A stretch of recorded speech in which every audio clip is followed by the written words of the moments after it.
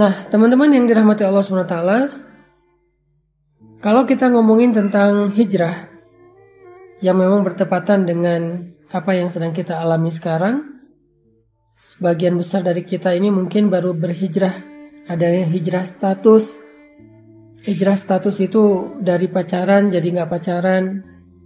Ada yang hijrah pekerjaan, dari yang riba meninggalkan riba. Ada yang hijrah penampilan, dari yang gak berhijab sekarang sudah berhijab, Masya Allah. Ada yang hijrah perilaku, dari yang tadinya marah-marah, emosi, sekarang lebih kalem. Ada yang hijrah dari dosa, yang tadinya punya banyak dosa, maksiat, sekarang mulai beribadah, mulai belajar taat kepada Allah.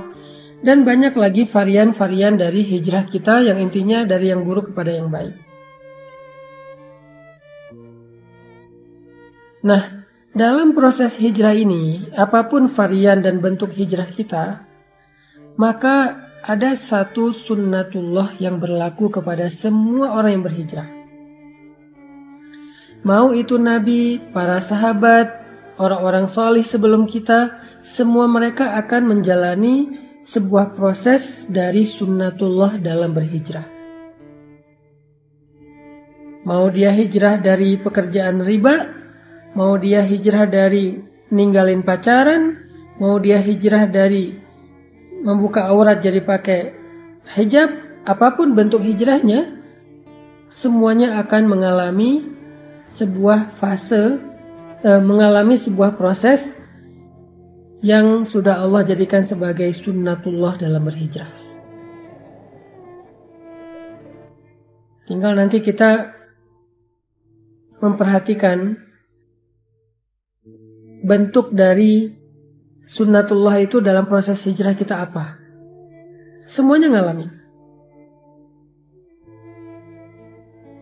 Para ulama mengatakan dalam hijrah itu ada dua fase yang akan dialami oleh semua orang yang melakukan proses hijrah.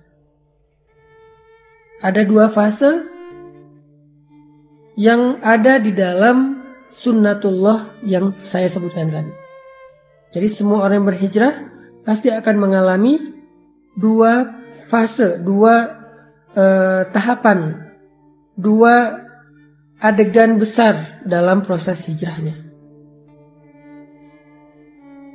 Fase yang pertama kata ulama adalah fase ibtila. Fase ibtila. Dan fase yang kedua adalah fase tamkin.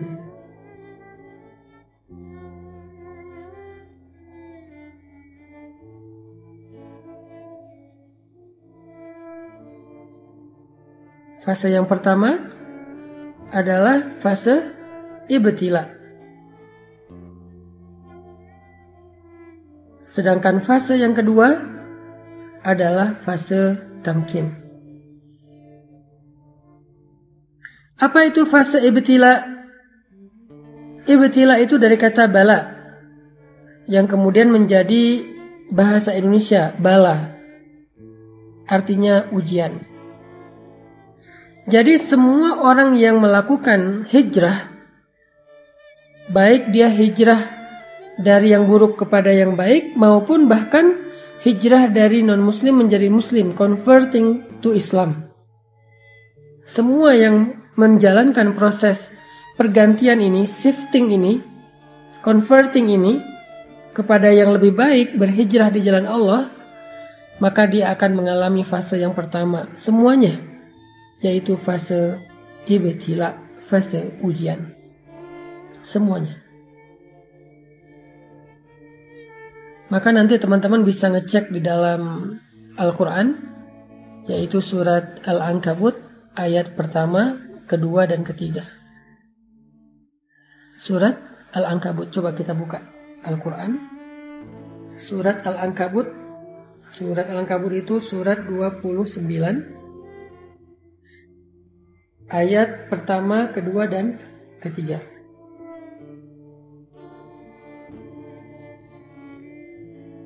Coba teman-teman perhatikan apa firman Allah di dalam Surat Al-Ankabut ayat 1-3.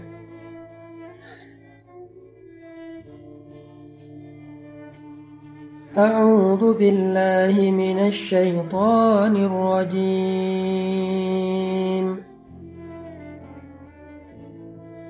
Bismillahirrahmanirrahim. Alif Lam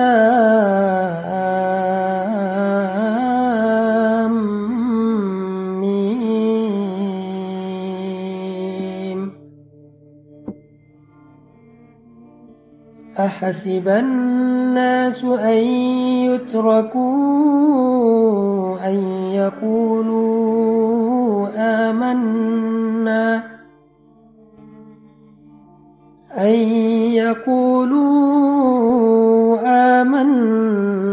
wa hum la yuftanun.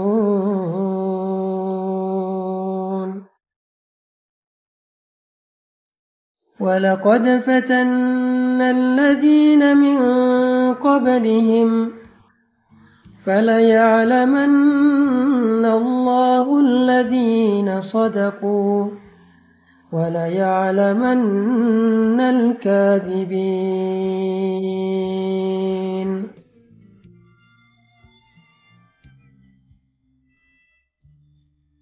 Alif Lam Mim.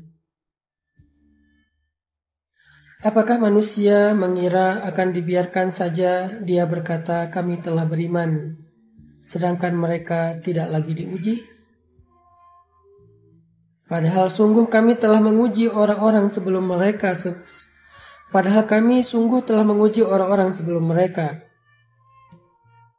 Maka Allah akan tahu siapa orang-orang yang jujur dan siapa orang-orang yang pendusta. Sadaqallahul adzim. Ini adalah janji Allah kepada setiap orang yang berhijrah. Orang yang mengatakan saya pengen berubah. Orang yang mengatakan saya pengen beriman. Orang yang mengatakan saya pengen bertaubat. Orang yang mengatakan saya pengen ninggalin riba. Orang yang mengatakan saya pengen ninggalin pacaran. Orang yang mengatakan saya pengen ninggalin masa lalu yang penuh dengan dosa. Lalu Allah mengatakan, hasiban nasu ayyutraku ayyakulu amanna wa hum la yuftanun. Apakah mereka manusia mengira akan dibiarin aja mengatakan hal-hal itu? Mengatakan beriman, mengatakan pengen taubat, mengatakan pengen hijrah, mengatakan pengen memperbaiki diri, mengatakan pengen masuk Islam, mengatakan pengen meninggalkan riba, meninggalkan pacaran, berhijab, akan dibiarkan aja ngomong kayak gitu? Sedangkan mereka tidak diuji? Ini pertanyaan dari Allah dalam bentuk, ini pernyataan dari Allah dalam bentuk pertanyaan. Jadi Allah menyampaikan sebuah berita, bentuknya pertanyaan. Kayak sindiran gitu. Seolah-olah Allah pengen ngasih tahu, emang kalian pikir dengan udah berhijrah, udah selesai, Allah gak akan nguji lagi. Harus ada fase ujian yang dilewati. Namanya fase ibtila. Dan ternyata itu bukan hanya kita alami sendiri, tetapi orang sebelum kita pun mengalami hal yang sama, padahal mereka lebih baik dan lebih soleh daripada kita.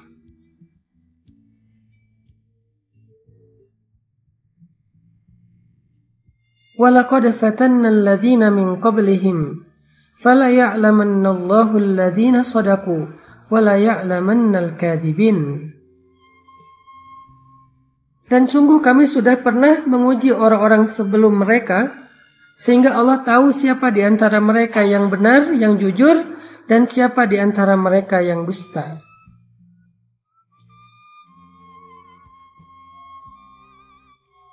Bilal bin Rabah, ketika beliau masuk Islam, Allah mengujinya, ketahuan lagi sholat oleh tuannya, sehingga akhirnya beliau disiksa oleh Umayyah bin Khalaf dengan penyiksaan yang luar biasa. Asiyah istri Fir'aun, ketahuan sudah beriman kepada agamanya Musa, langsung disalib di pohon korma oleh suaminya sendiri sampai wafat.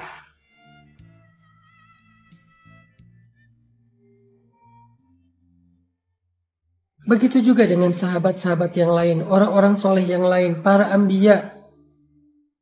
Ketika mereka berjalan di jalan Allah, apakah itu dakwah, apakah itu masuk Islam, apakah itu berhijrah, ketika mereka melangkah di jalan Allah, maka fase pertama yang akan mereka lalui adalah fase ibtila. Semuanya sama. Semuanya mengalami fase itu, fase ibtila.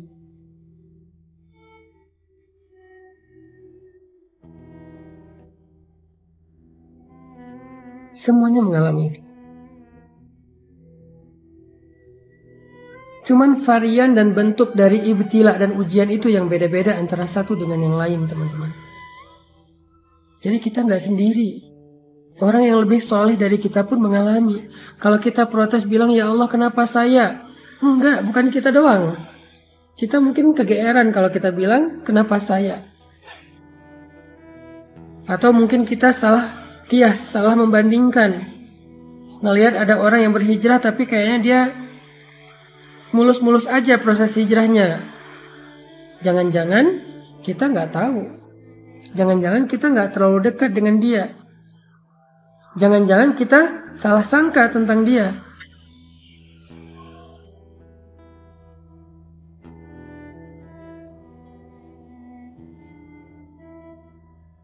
Semua, kata Allah, semua orang yang berhijrah, semua orang yang melangkah di jalan Allah pasti akan diuji dengan ujian-ujian, ibtila. Lalu Allah menggambarkan 3 jenis ujian di dalam Al-Quran surat Al-Baqarah, supaya kita bisa merenungkan mana dari 3 jenis ujian ini yang kita alami. Allah mengatakan di dalam surat Al-Baqarah, Am hasibtum an tadkhulul jannah walamma ya'tikum mathalul ladzina khalau min qablikum. Apakah kalian mengira, sama dengan surat Al-Ankabut, apakah manusia mengira? Kalau sekarang apakah kalian mengira? Apakah kalian mengira bahwa kalian akan begitu saja masuk ke dalam surga, sedangkan belum datang kepada kalian ujian-ujian yang pernah dialami oleh orang sebelum kalian? Jadi kalau tadi, apakah manusia mengira akan dibiarkan saja mengatakan beriman padahal belum diuji? Kalau sekarang, apakah kalian mengira akan masuk surga begitu aja padahal kalian belum diuji? Walamma ya'tikum mathalul ladzina khalau min qablikum. Padahal belum datang kepada kalian ujian-ujian yang pernah datang kepada orang sebelum kalian. Sama maksud dari ayatnya.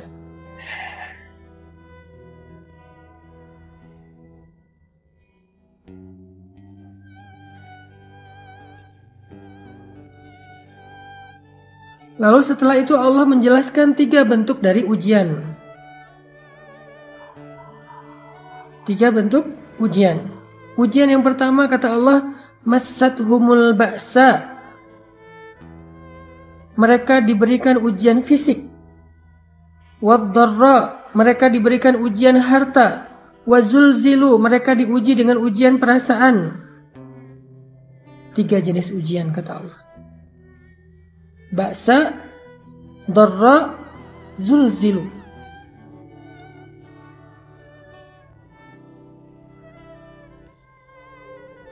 Ada ujian fisik, ada ujian harta, ada ujian perasaan. Tergantung dengan orangnya, kondisinya, bentuk hijrahnya. Kalau tadi kita membaca mbaknya sedang diuji dengan ujian harta. Yang ketika dia meninggalkan pekerjaan yang ada ribanya, maka kemudian dia tidak mendapatkan pekerjaan lain sehingga dia sekarang mengalami kesulitan secara finansial. Ini ujian dharra, ujian harta. Massathumul ba'sa wad-dharra wazulzilu. Mereka ditimpa dengan ujian fisik, ujian harta, dan ujian perasaan. Dan Allah menggambarkan istilah ujian perasaan itu dengan kata-kata zulzilu, diguncang. Rasanya itu kayak tergoncang. Ini adalah fase yang Allah janjikan kepada semua orang yang berhijrah. Gak ada yang enggak. Semua ngalami. Ada yang mengalaminya ujian fisik, lelah, sakit. Kalau sahabat dulu disiksa. Ada yang mengalami ujian harta, ditipu orang, kelaparan, bangkrut, gak punya kerjaan, gak punya penghasilan, habis hartanya. Ada yang diuji dengan ujian perasaan, disakiti, ditinggalkan, dikhianati, dihina, dicela, dicemooh, digibahin, difitnah, dan seterusnya. Semuanya mengalami salah satu dari 3 ujian ini atau ketiga-tiganya.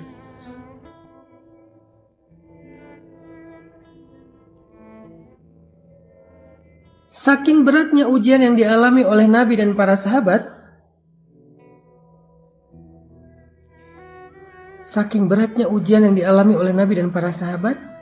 sampai mereka mengatakan, mata nasrullah, hatta yaqula ar-rasul walladzina amanu ma'ahu, mata nasrullah, kapan datangnya pertolongan Allah. Saking beratnya ujian mereka, kapan datangnya pertolongan Allah?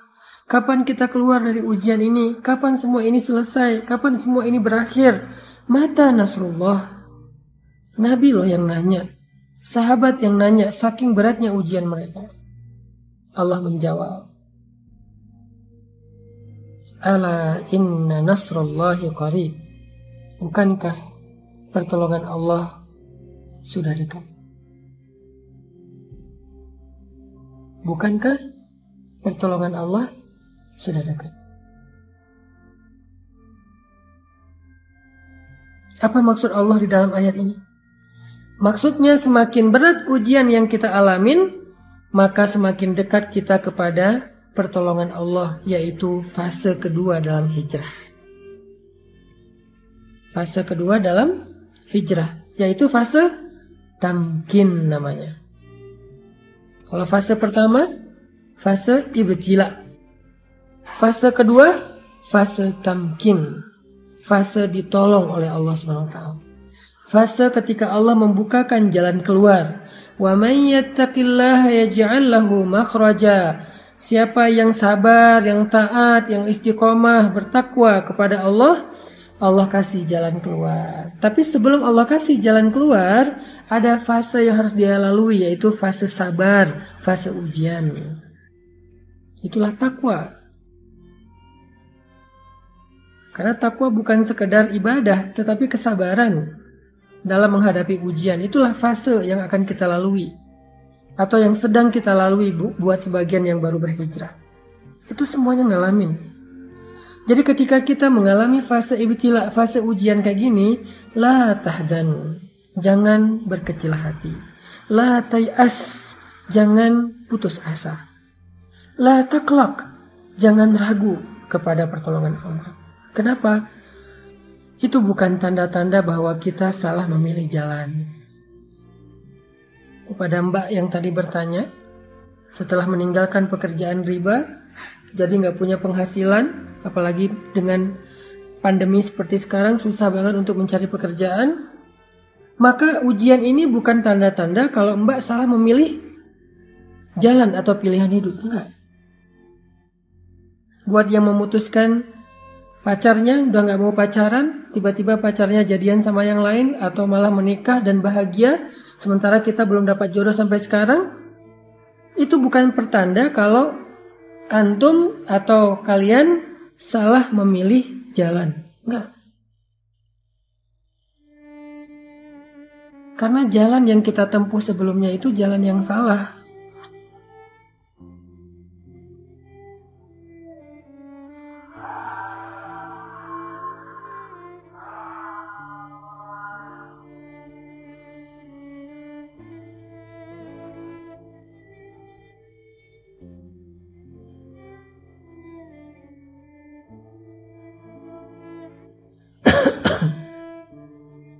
Nunggu bakso tahu lewat dulu. Sampai di mana tadi? Itu bukan tanda-tanda kalau kita salah memilih jalan, bukan. Karena jalan yang kita pilih dulu, yang kita lalui dulu itu adalah jalan yang salah. Jadi ketika kita meninggalkan jalan yang salah itu, walaupun kita belum menemukan jalan yang lebih baik, maka setidaknya kita sudah meninggalkan jalan yang salah, yang buruk, yang merugikan kita. Dan itu sebuah kemajuan, itu sebuah kebaikan. Jangan sampai kita menyesal meninggalkan pekerjaan yang ada ribanya dengan mengatakan, duh, sekarang saya nggak punya penghasilan, saya nggak punya pemasukan, saya nggak punya pekerjaan. Sedih juga sih udah ninggalin kerjaan yang dulu. Kalau dulu masih ada penghasilan, walaupun haram. Enggak. Keadaan kita sekarang tanpa penghasilan itu lebih baik daripada dulu ketika kita mendapatkan harta-harta yang haram. Sekarang tuh lebih baik. Walaupun mungkin sedikit merepotkan keluarga. Ada ujian tadi, dihina orang, diomongin orang,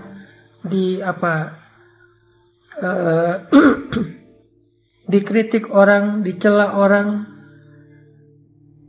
Ujian perasaan kan? Tapi sekarang lebih baik daripada tadi. Kenapa? Mana ada ceritanya dosa itu lebih baik daripada ketika kita menempuh jalan Allah dengan segala resikonya. Enggak. Mbak yang udah kehilangan pekerjaan tetapi hartanya riba, sekarang gak punya pekerjaan tetapi hartanya berkah, sekarang jauh lebih baik. Hanya mungkin sekarang sedang mengalami fase ibtila, fase diuji. Dan fase ujian itu akan naik terus tingkatannya, akan naik terus tensinya. Makin lama makin berat, makin panas, makin luar biasa, makin beban akan naik terus seperti malam yang semakin lama semakin gelap, semakin lama semakin dingin, semakin lama semakin sunyi, semakin lama semakin ngantuk. Kayak gitu memang fasenya, kayak orang panas naik terus, kayak orang demam naik terus panasnya. Tapi ketika udah berada di puncak, udah berat banget, nggak ketahan lagi, sampai kita bertanya kapan selesainya semua ini, kapan berakhir dan segala macam. Allah menjawab teriakan kita. Allah menjawab pertanyaan kita. Kata Allah, ala inna nasrallahi qarib. Sungguh pertolongan Allah udah dekat, wahai hambaku. Jangan berputus asa. Jangan menyerah dulu. Pertolongan Allah udah dekat. Sabar dikit aja lagi. Karena kalau kamu menyerah sekarang, maka sia-sia semua kesabaranmu selama ini. Karena udah hampir sampai. Kalau balik arah lagi, jauh lagi tuh. Udah tempuh aja perjalanan ini. Sabar dikit gak punya penghasilan sekarang. Sabar dikit kalau kita jadi single, jomblo sendiri, gak ada siapa-siapa. Di usia yang segini belum dapat jodoh. Dikit lagi. La taqlaq, jangan ragu sama janji Allah. Innahu la yukhliful mi'ad. Allah gak pernah ingkar janji. Masih ingat kisah ibu Musa yang menghanyutkan bayinya ke sungai Nil? Apakah Allah ingkar janji? Masih ingat kisah perang Badar, para sahabat yang ditolong oleh para malaikat? Apakah Allah ingkar janji? Masih ingat cerita Musa hijrah ke Madian kemarin? Apakah Allah ingkar janji? Masih ingat cerita-cerita yang kita bahas di live berikutnya, kisah-kisah yang ada di dalam Al-Quran sebagai bukti? Apakah Allah ingkar janji? Kalla, sama sekali enggak. Jadi jangan ragu. Jangan sampai kita suuzon sama Allah. Jangan sampai kita ngerasa bahwa kita salah pilih jalan, lalu kita menyesal sudah memilih jalan Allah ini, jalan hijrah. La taqlaq, jangan meragukan Allah. La tahzan, jangan berkecil hati. La tay'as, jangan berputus asa. Ala inna nasrallahi qarib. Pertolongan Allah sebentar lagi akan datang. Udah on the way. Pertolongan Allah udah on the way. Bentar lagi sampai. Jangan sampai kita cancel ordernya. Padahal kurirnya udah hampir sampai tuh di depan rumah kita. Dikit lagi. Kenapa Allah tunggu lama banget? Kenapa Allah kasih saya waktu sampai kayak gini? Fala ya'lamannallahu alladhina shadaqu wa la ya'lamannal kadhibin. Allah pengen lihat siapa dari kita yang layak mendapatkan betapa istimewanya pertolongan Allah. Siapa dari kita yang layak mendapatkan rahmat Allah? Siapa dari kita yang layak mendapatkan perhatian Allah? Yang layak mendapatkan cinta Allah? Dan itu nggak mudah. Cinta Allah itu terlalu istimewa. Cinta makhluk aja kita berjuang, masa cinta Allah dapatnya gratisan? Kalau gitu Allah hitung-hitungan dong sama kita. Bukan. Allah pengen mengajarkan kita tentang sabar. Allah pengen mendewasakan kita. Allah pengen melatih kebijaksanaan kita. Seandainya Allah berikan surga itu secara gratis tanpa beramal, maka nggak akan ada bedanya antara orang yang baik dengan orang yang jahat. Berarti Allah nggak adil dong, memperlakukan sama antara orang yang baik dengan orang yang jahat. Orang menyakiti orang lain tetap masuk surga. Pembunuh tetap masuk surga. Yang mengambil hak orang lain tetap masuk surga. Yang zalim, yang kejam tetap masuk surga. Kan gak adil. Kebaikan Allah itu adalah ketika Allah bersikap adil kepada hambanya. Tetapi Allah selalu membuka pintu maaf, taubat dan ampunan bagi mereka yang mau memperbaiki diri. Sebanyak apapun dosanya, fala ubali, kata Allah, aku gak peduli. Kita harus memahami Allah itu secara utuh, gak boleh parsial. Jadi jangan putus asa, jangan berhenti berharap, jangan berhenti bersabar, jangan U-turn dulu. Pertolongan Allah itu dikit lagi sampai udah on the way, OTW udah.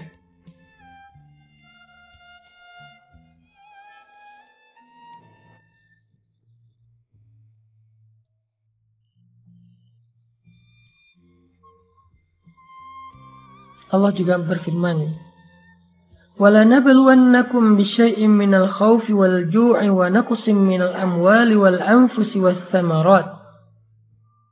Kami pasti akan menguji kalian, pasti. وَلَنَبْلُوَنَّكُمْ, pakai tasydid, penegasan. Pasti kami akan menguji kalian. Fase ujian, fase ibtila, fase sabar ini memang fase yang harus kita lalui semuanya. Gak ada pengecualian, termasuk para nabi yang lebih soleh daripada kita, termasuk Rasulullah yang lebih dicintai Allah daripada kita, kekasih Allah sekalipun melewati fase ini. Terus siapa kita untuk melangkahi dan men-skip fase ini? Gak. Semua kita ngalamin. Nabi Muhammad aja yang lebih keren daripada kita ngalamin ujian yang berat. Apalagi kita yang keimanannya belum tentu benar, yang kata-kata hijrahnya belum tentu jujur, yang bilang pengen memperbaiki diri belum tentu sungguh-sungguh. Maka Allah pasti akan menguji semua kita. Semua kita. وَلَنَبْلُوَنَّكُمْ, pasti kami akan menguji kalian. Bisyai'in, dengan sedikit. Rasa, bisyai'in minal khawfi, rasa takut. Ujian perasaan. Wal-ju', rasa lapar. Ujian harta. Wa naqsim minal amwal, kekurangan harta, ujian harta juga. Wal anfus, kehilangan orang-orang yang dicintai, ditinggalkan orang-orang yang dicintai, sakit hati, ujian perasaan. Was samarat, kebunnya enggak berbuah, enggak jadi panen, segala macam. Ujian harta, ujian perasaan, ujian harta, ujian fisik. Lalu di akhir ayat itu apa kata Allah? Wabasyiris sabirin, sampaikan berita gembira kepada orang yang sabar. Apa berita gembiranya? Ala inna nasrullahi qarib, bukankah pertolongan Allah itu sudah dekat?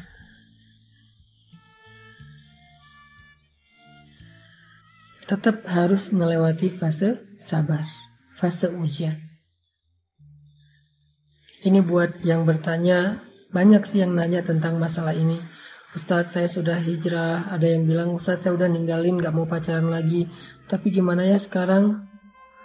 Saya takut dia jadian sama yang lain. Saya takut kehilangan dia. Aslinya saya gak bisa ngelupain dia. Saya punya perasaan sama dia, cuman saya juga gak mau berbuat dosa dan segala macam. Wabasyiris sabirin, sampaikan berita gembira kepada orang yang sabar. Sampaikan berita gembira kepada orang yang sabar. Ustadz, saya udah hijrah, udah memakai hijab, tetapi sejak saya berhijab kok hidup saya banyak masalah. Kok ujian datang silih berganti nggak selesai-selesai.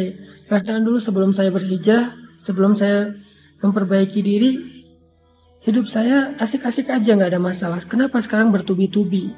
Apa Allah nggak suka dengan pilihan saya untuk berhijrah? Jangan suudzon. La tusi'udzon. Apalagi kepada Allah. Itu artinya kita sedang mengalami fase yang pernah dialami oleh orang-orang sebelum kita.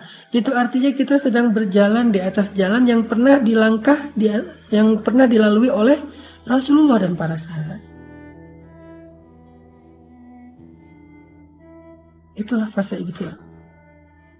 Berapa lama Ustadz? Allahu a'lam. Masing-masing orang, masing-masing kasus berbeda. Ada yang sehari, ada yang seminggu, ada yang sebulan, ada yang setahun, ada yang lebih dari setahun, ada yang sampai 10 tahun. Allah lebih tahu. Tetapi Allah nggak hanya ngasih kita ujian biasanya. Cuman yang kita lihat, yang kita record, yang kita notice itu kan cuman ujiannya. Padahal nikmatnya Allah kasih itu banyak banget.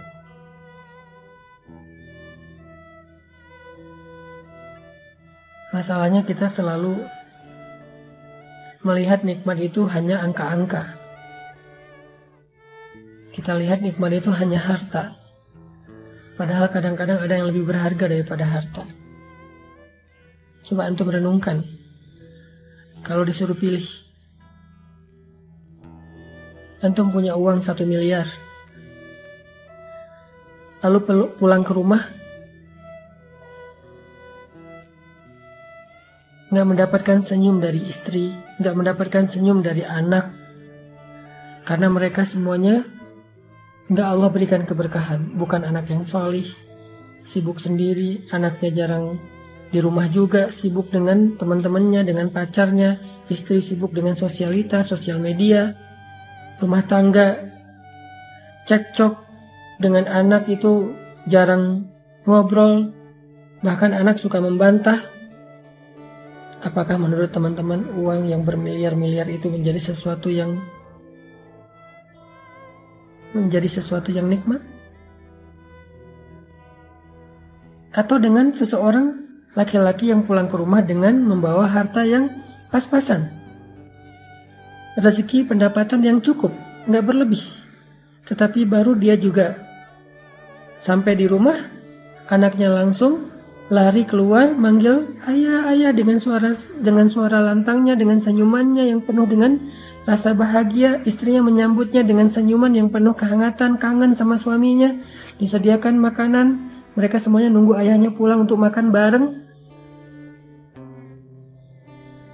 Mana yang mau antum pilih? Kalau harus memilih antara uang yang banyak tetapi kehilangan kebahagiaan keluarga, atau uang yang cukup dan keluarganya bahagia. Jadi nggak selalu nikmat itu berbentuk harta ataupun angka-angka. Bahkan ketika kita dipilih oleh Allah untuk mendapatkan hidayah, lalu kita berhijrah, bukankah itu nikmat yang sangat besar? Dipilih oleh Allah untuk belajar Al-Quran, karena Al-Quran ini adalah kalimat yang istimewa, hanya orang-orang istimewa yang akan melantunkannya. Bukankah itu nikmat yang sangat besar? Selain ujian yang sedang Allah berikan kepada kita, coba renungkan lebih dalam lagi. Agar kita tidak mengatakan, kayaknya hidup saya nggak ada baiknya setelah saya hijrah. Coba renungkan lagi. Memangnya benar nggak ada kebaikan sama sekali setelah kita hijrah? Kayaknya enggak deh.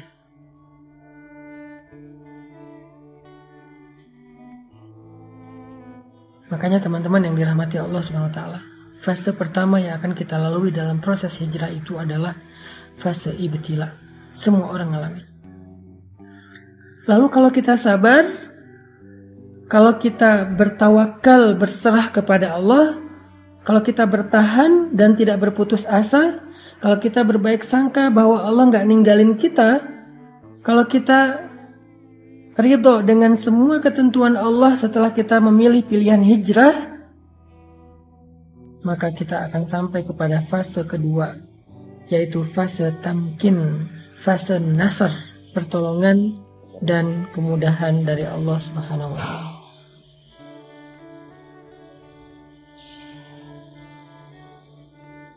Allah akan berikan pertolongan yang tidak disangka-sangka. Itulah fase yang kedua, yaitu fase tamkin. Di fase ini Allah berfirman, yaj'al lahu makhraja. Allah kasih dia jalan keluar. Wa yarzuqhu min haitsu la yahtasib. Allah kasih dia rezeki dari jalan yang tidak terduga-duga. Wa yaj'al lahu min amrihi yusra. Allah jadikan segala urusannya itu menjadi mudah. Wa yu'zim lahu ajra. Allah lipat gandakan pahala-pahalanya.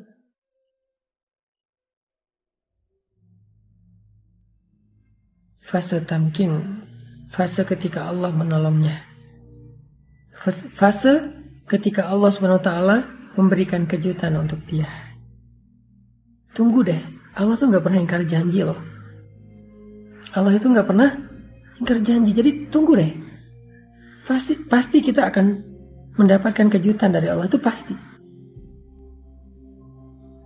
Yang perlu kita kuatkan sekarang adalah kesabaran kita. Bukan mempertanyakan ada nggak apa yang Allah janjikan. Itu udah nggak perlu dipertanyain. Karena Allah nggak pernah ingkar janji. Dan Allah Maha Kuasa untuk menunaikan janjinya. Nggak ada yang bisa menghalanginya. Kalau kita kadang-kadang walaupun kita baik, bisa aja ingkar janji gara-gara emang nggak bisa menunaikannya. Ada masalah, ada halangan. Kalau Allah nggak ada halangan. Iyuridu syai'an in arada syai'an ayyakula lahu kun fayakun. Kalau Allah pengen sesuatu, Allah cuma bilang jadilah, jadi tuh. Jadi kita nggak perlu mempertanyakan apakah janji itu ada, apakah kejutan itu ada. Itu bukan bagian kita. Justru itu yang melemahkan kita. Nggak usah ditanyain. Yang perlu kita siapin, yang perlu kita kuatkan itu adalah kesabaran kita sekarang dalam fase ibtila. Kesabaran kita untuk menunggu janji Allah. Ala inna nasrullahi qarib. Bukankah pertolongan Allah udah dekat? Kita kuatkan aja dulu kesabaran kita. Tunggu aja. Pasti Allah akan tunaikan janjinya.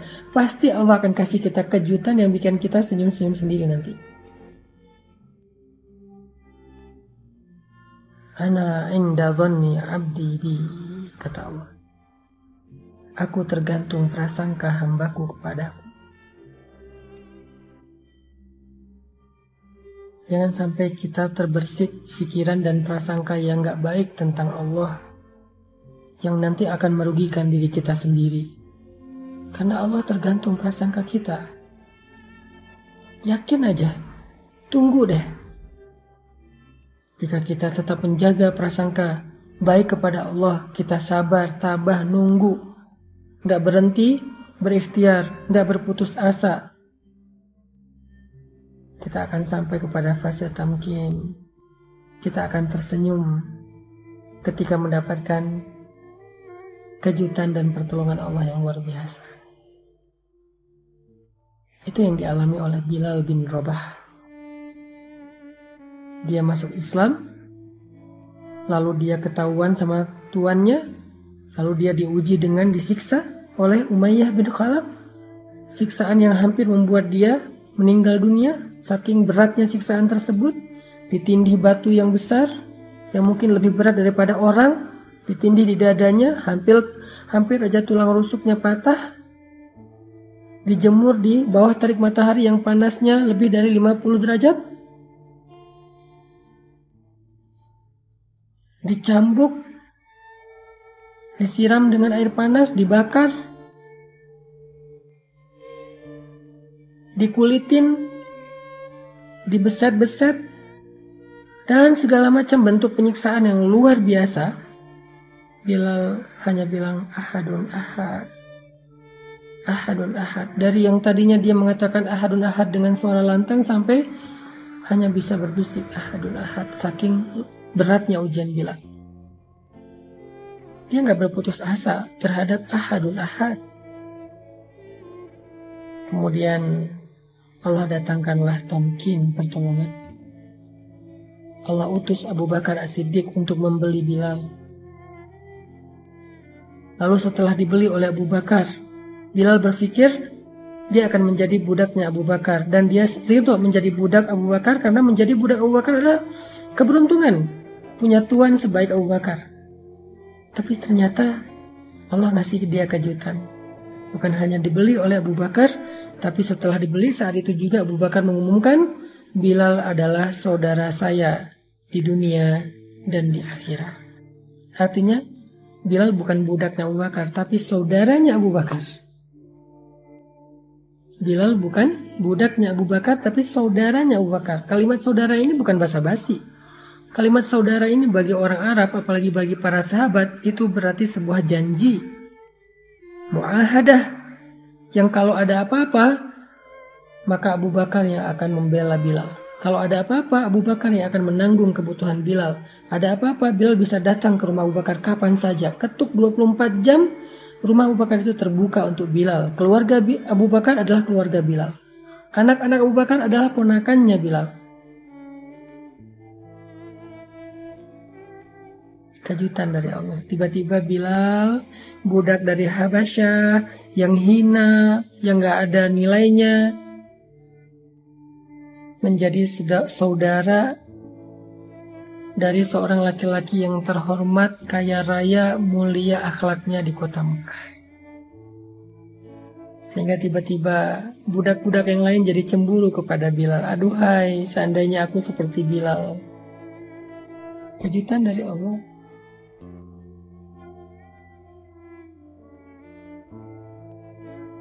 Semua budak-budak cemburu sama Bilal. Terutama temannya Bilal yang bernama Wahsy. Dia pengen jadi kayak Bilal. Dia pengen mendapatkan keistimewaan yang didapatkan oleh Bilal. Diangkat menjadi saudara pemuka Quraisy, dan itu belum pernah terjadi dalam sejarah perbudakan di kota Mekah. Belum pernah terjadi. Ada budak diangkat menjadi saudara pemuka Quraisy, itu nggak ada. Menjadi saudara orang biasa aja nggak ada, apalagi pemuka Quraisy. Terhormat banget.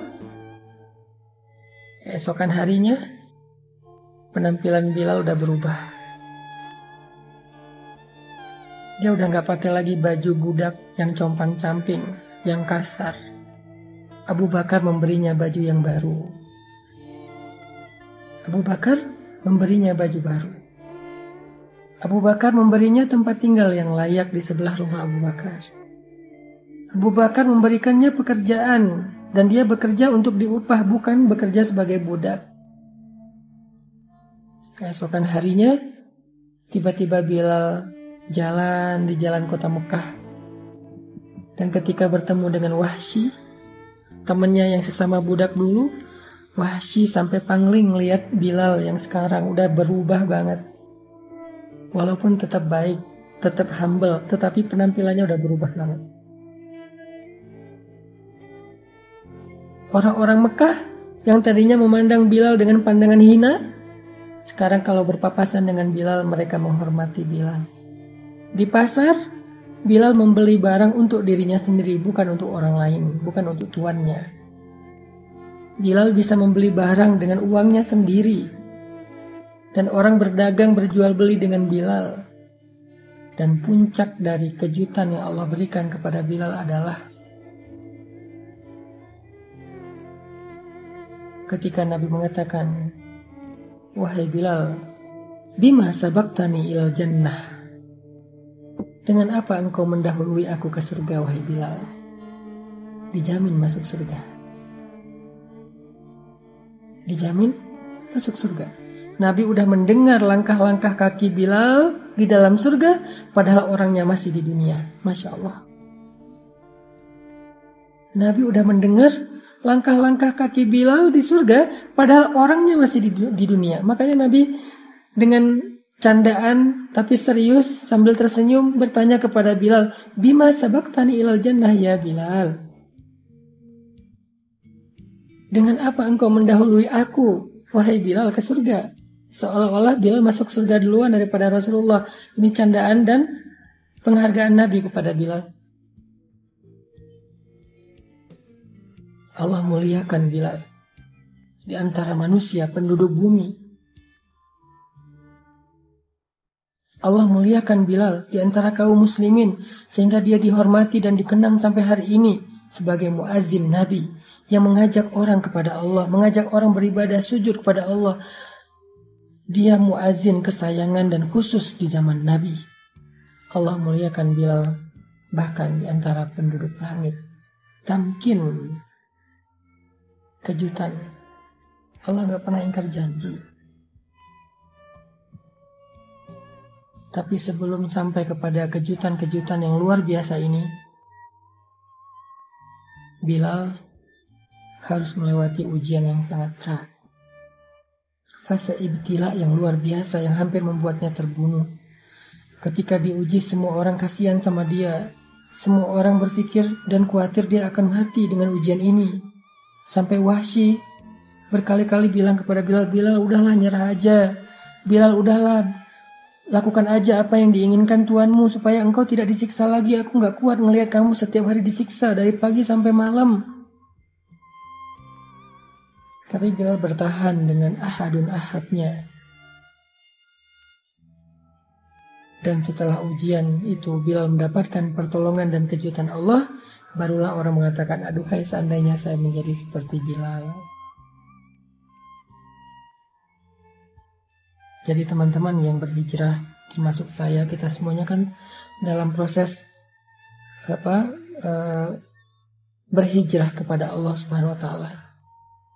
Semua kita punya masa lalu. Semua kita punya keburukan, aib yang kadang Allah sengaja menutupi aib itu dari manusia karena Allah pengen menjaga kita, memuliakan kita. Tapi pastinya semua kita punya aib. Nah, kita semua karena punya aib berhijrah sekarang. Dalam proses hijrah ini, kalau kita mendapatkan ujian, sekarang kita jadi tahu, oh emang ini sunnatullahnya. Emang kayak gini jalannya. Kalau saya berharap dengan berhijrah langsung dapat kebaikan, saya tuh terlalu kegeeran. Emang saya lebih keren daripada Rasulullah dan Bilal apa? Emang kayak gini. Fasenya tuh emang kayak gini. Skenarionya emang kayak gini. Tapi jangan berkecil hati. Ini tuh cuman fase awal. Masih ada fase kedua. Masih ada episode kedua. Dan episode kedua itulah yang kita tunggu-tunggu. Episode kedua itulah yang kita harapin. Dan itu pasti. Selama kita sabar. Wabasyiris sabirin. Sampaikan berita gembira kepada orang yang sabar. Sampaikan. Apa aja berita gembira kalau kita sabar. Yang tadi saya sampaikan tuh tentang Bilal. Itulah berita gembira.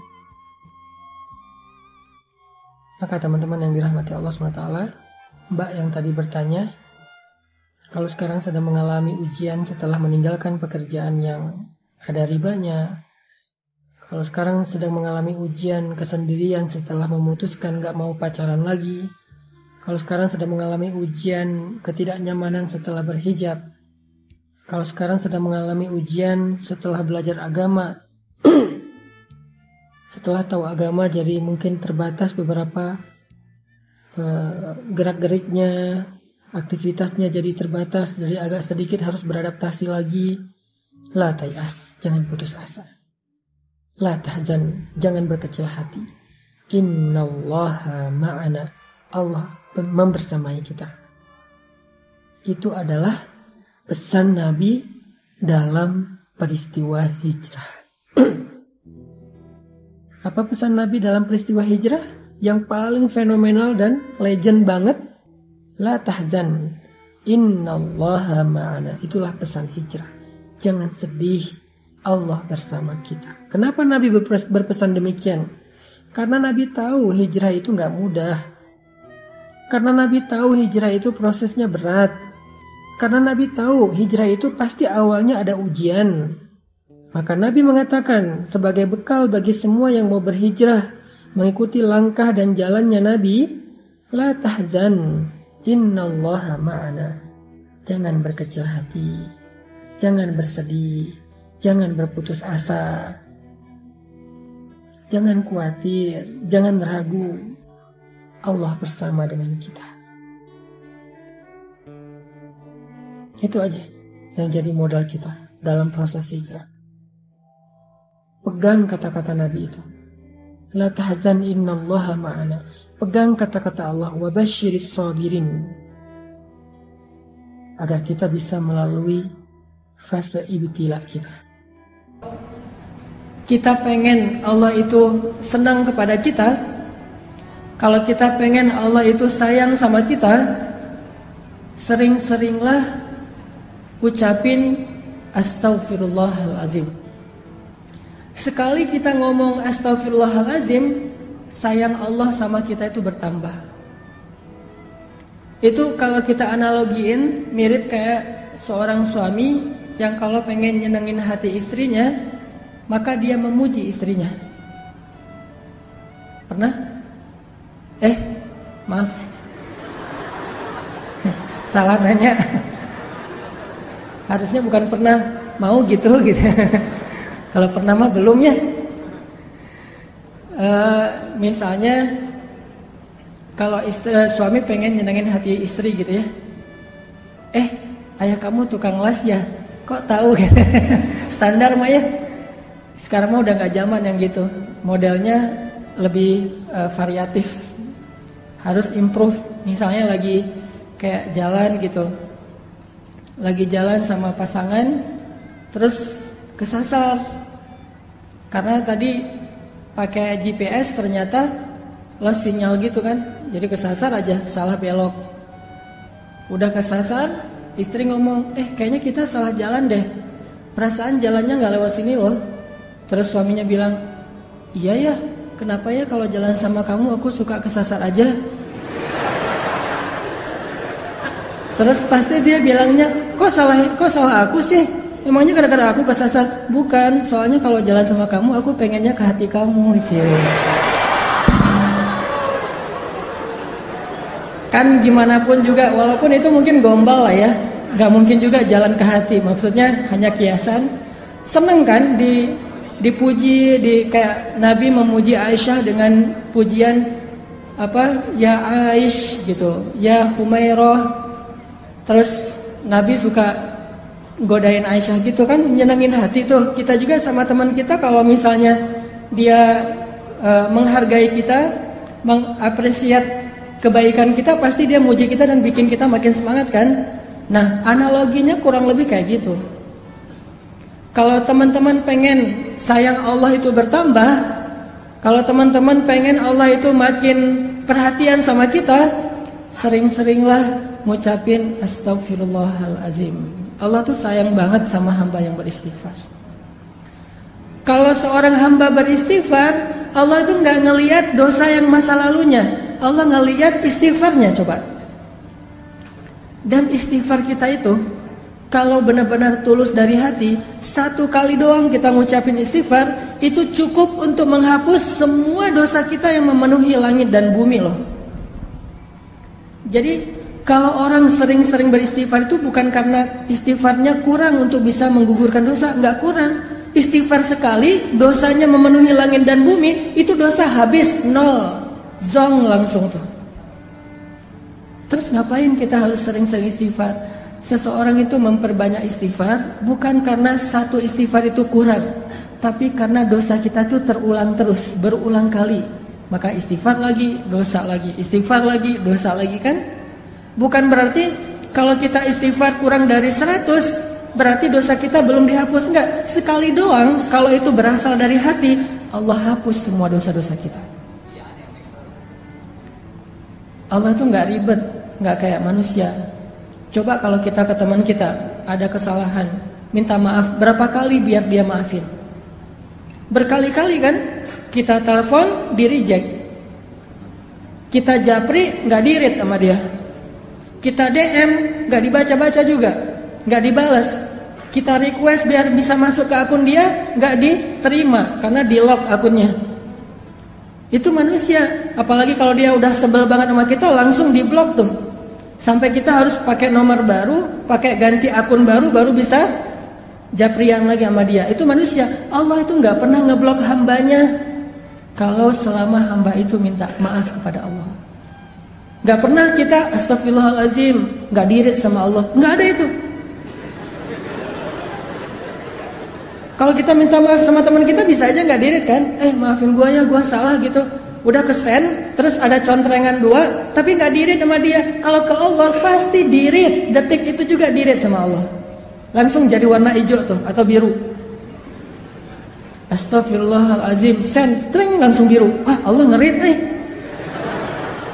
Karena Allah itu online-nya 24 jam sehari, nggak pernah offline, nggak pernah lost sinyal, nggak pernah habis baterai. Maaf ya nggak dirit, habis baterai lagi di charge, nggak ada itu. Apa ayat Allah itu online terus? Kulla yaumin huwa fi sya'n, fabi ayyi ala'i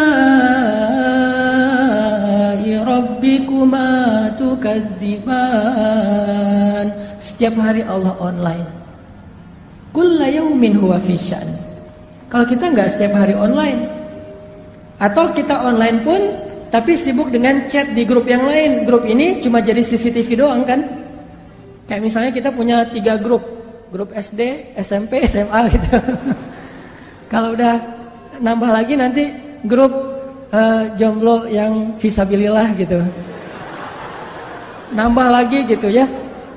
Grup ayah muda misalnya. Terus ada lagi grup galau. Kenapa galau? Udah nikah tapi kayaknya ada kayak masalah gitu dalam pernikahan. Bikin grup juga tuh biar saling share pengalaman. Kalau ya kayak gitu ntar gini triknya gitu-gitu deh. Ada-ada aja lah pokoknya grupnya banyak tuh.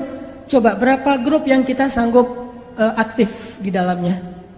Paling 1-2 doang. Sisanya kita cuma jadi CCTV. Kalau lagi heboh baru kita bacanya nge-scroll. Kadang-kadang nggak dibaca juga. Pas dibuka langsung delete chat gitu. Biar nggak memenuhi memori kita. Udah aja. Nggak dibaca-baca juga tuh. Tapi Allah, kita di grup mana aja, Allah itu ketika kalian berdua, Allah yang ketiga. Kan ayatnya gitu kan? Jadi kita bikin grup berdua nih. Allah ada loh sebagai admin malah. Yang mensortir nih ada yang bahasa-bahasa nggak bagus nih nanti bisa diblok sama Allah. Kalau kita bikin grup bertiga, Allah yang keempat. Kita berempat, Allah yang kelima. Wa huwa ma'akum aina ma kuntum. Allah itu bareng dengan kita terus dimanapun kita berada. Dan Allah selalu online. La ta'khudhuhu sinatun wala naum. Kalau bahasa sosmed, dia nggak pernah habis baterai, nggak pernah lost sinyal. Ntar aja kita chatnya ya, gua charging dulu nih. Enggak. Allah selalu online. Dan walaupun Allah selalu online, yang minta ke Allah tuh banyak banget. Allah fallback dong, macam-macam segala macam tuh banyak banget yang minta ke Allah. Allah nggak kewalahan. La ta'khudhuhu sinatu wala naum wala ya'uduhu hifdhuhuma. Enggak pernah Allah kewalahan sama sekali. Walaupun kullu yaumin huwa fi sya'n. Jadi kalau kita minta maaf sama teman kita, bisa banget dia nggak akan ngerit. Apalagi lagi sebel. Begitu nama kita muncul, nggak akan dirit, langsung lewat. Padahal online tuh, kayak kita misalnya sama kita orang yang udah nikah, misalnya lagi ada masalah sama istrinya, itu kan suka, maafin papa ya, misalnya segala macam. Atau teman kita juga gitu, dia sih udah ngelihat WA kita, taunya dari mana? Last scene-nya kan ya. Misalnya kita nge-WA dia jam 9.30 pagi, last scene-nya dia jam 9.35. Berarti kan dia baca kan?